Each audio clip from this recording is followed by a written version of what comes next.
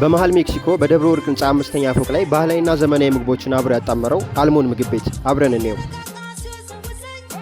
እንዲሁም ይሄ 6ኛ ብራንቻቸው እንደሆነና ገና ከተከፈተ ሳምንቱ እንደሆነም ነግረውናል።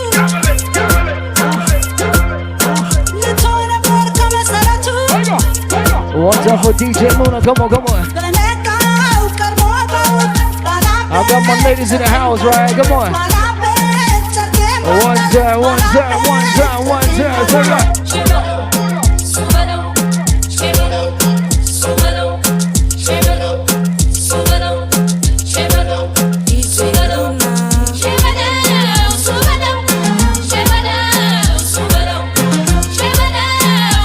We got the baddest DJ from Dallas. Luna, come on.